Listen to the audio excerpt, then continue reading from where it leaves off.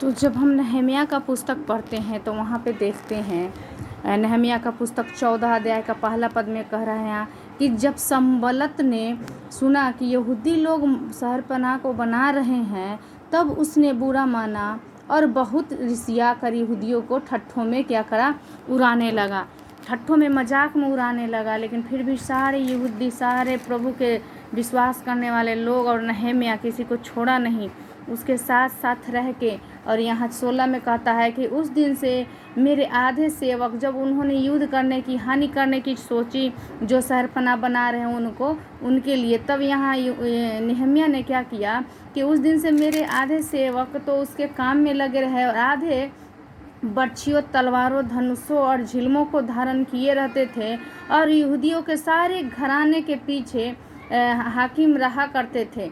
मतलब जितने भी लोग थे वो सारा लोग दो टुक में बांट दिया गया। एक झुंड को शहरपनाह के लिए रखवाली करने के लिए, और जो उनको हानि करने के लिए आने वाले थे उनके पीछे लगा दिया, उनकी रक्षा रखवाली करने के लिए कि जो मारने के लिए आएंगे, नुकसान करने के लिए आएंगे तो उनके साथ युद्ध लड़ने के लिए।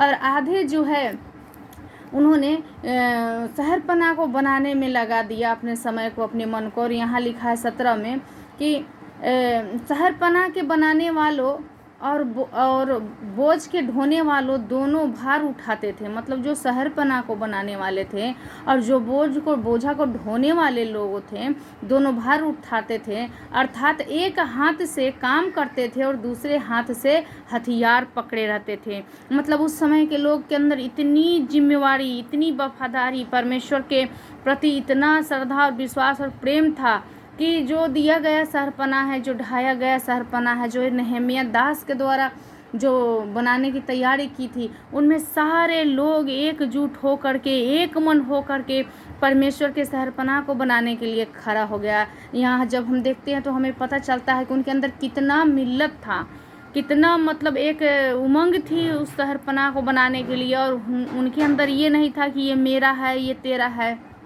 ऐसी वाली बात नहीं थी। और इतने सुंदर से उन्होंने शहरपनाह बनाया। शहरपनाह और बोझ उठाने के साथ साथ उसने यहाँ कह रहा है कि अपने हाथों में हथियार पकड़े थे। जब 17 अध्याय को पढ़ते हैं तो वहाँ लिखा है कि हाथ से काम करते थे और दूसरे हाथ से हथियार को पकड़े रहते थे।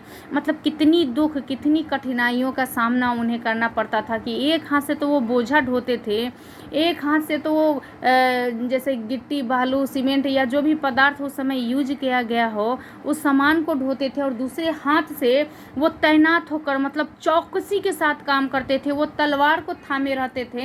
मतलब एक साथ दोनों काम को करते थे, युद्ध के लिए भी तैयार थे और उनका काम जो है नहीं रुकना चाहिए, इसके लिए भी वो फुर्ती करते थे। और 18 में कहता है कि राजमिस्त्री अपनी अपनी जांघ पर तलवार लटकाए हुए बनाते थे। मतलब कितना रिस्क लेकर राजमिस्त्री काम करता था। काम तो करता था लेकिन वो अपनी जांघ में, मतलब अपना जान का फिक्र नहीं करता था कि उनको वो भला से उनको कुछ जख्म हो जाएगा, चोट लग जाएगा, इसका कोई परवाह नहीं था। बस एक ही जुनून था कि जो परमेश्वर शहरपनाह हमारे लिए बनवाए थे अपने लोगों के द्वारा, उस शहरपनाह को फिर से खड़ा कर देना था। उस ढाए हुए शहरपनाह को फिर से बना देने का जुनून इनके अंदर था।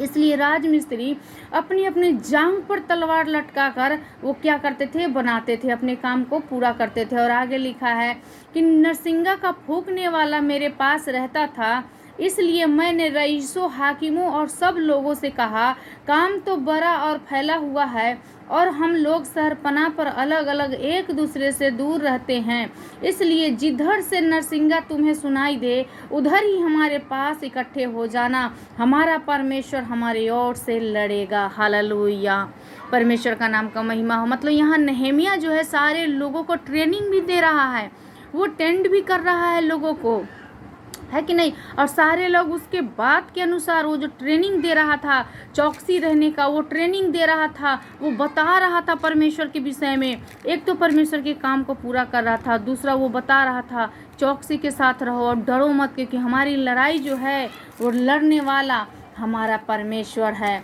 और वो आगे कहता है कि वही लड़ेगा, हमारी लड़ाई को वही लड़ेगा, है कि नहीं।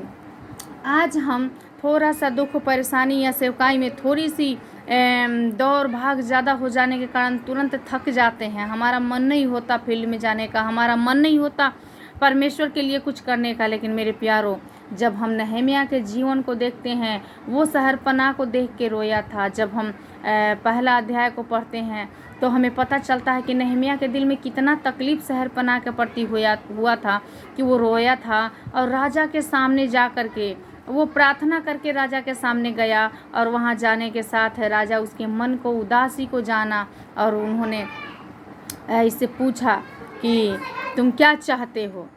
नहम्याह शहरपनाह की बातों को बताया तो राजा ने चिट्ठी देकर उसे विदा किया ताकि उसकी मदद मिल सके, वहाँ से उसके नगर से हो करके जाने के लिए, और सरकारी जंगल से उसे मदद मिल सके घर बनाने के लिए जिसमें वो लोग ठहर सकते थे।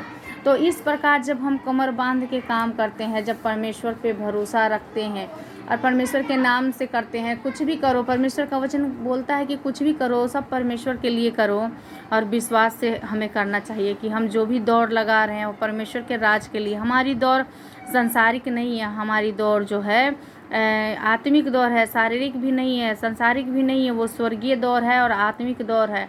और इस दौड़ में दौड़ते हैं जब हम हैं तो परमेश्वर हमारी ओर से हमारी लड़ाइयाँ लड़ता है, स्वर्गदूत हमारी ओर से लड़ता है। क्योंकि जब एलीशा फील्ड में लड़ाई के लिए गया था तो वहाँ वचन में लिखा है कि वहाँ लाखों करोड़ों स्वर्गदूत जो है अग्निमय जलते हुए घोड़ों के समान, अग्निमय जलते हुए घोड़ों के समान उस पर सवार था, और वो युद्ध के लिए तैनात था।